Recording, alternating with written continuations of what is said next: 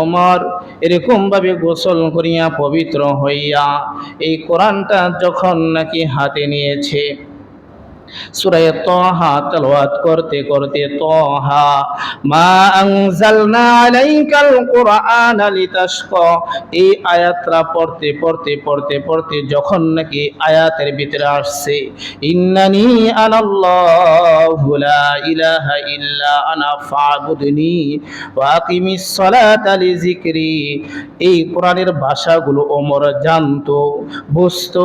যখন নাকি আয়াতটা আসলো ইন্নানি, আল্লাহ তাআলা নিজে বলে ইন্নানি আনাল্লাহ, নিশ্চয় নিশ্চয় আমি আল্লাহ তাআলা, আমি আল্লাহ ব্যতীত কোনো মাবুদ নাই, আমি আল্লাহ তাআলা ছাড়া কোনো ইলাহ নাই। যদি ইবাদত করতে হয় আমি আল্লাহ তাআলার ইবাদত করতে হবে, যদি নামাজ পড়তে হয় আমি আল্লাহ তাআলার জন্য নামাজ পড়তে হবে, জিকির যদি করতে হয় আমি আল্লাহ তাআলার জন্যই জিকির করতে হবে। এই আয়াতটা পড়িয়ার সাথে সাথে তার বোনকে ডাক দিয়ে কয়, বোন আমাকে মুহাম্মাদের কাছে নিয়ে যাও, আমি ঈমান গ্রহণ করে ফেলবো। সুবহানাল্লাহ। আল্লাহ তাআলা যার হেদায়েত রেখেছে দুনিয়ার কেউ বাধা দিয়ে রাখতে পারবে না। ইন্নাকা লা তাহদি মান আহবাবতা ওয়ালাকিন্নাল্লাহা ইয়াহদি মান ইয়াশা,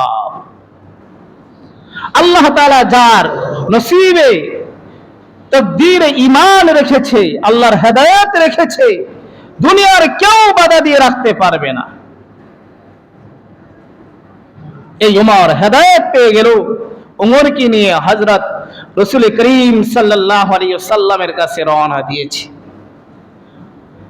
রাসূলুল্লাহ সাল্লাল্লাহু আলাইহি ওয়াসাল্লাম সাহাবীদেরকে নিয়ে দ্বীনের মাসআইল, দ্বীনে কথা বলতেছে। এমন তো অবস্থায় এক সাহাবী দেখতেছে ওমর রাসূলের কাছে আসতেছে।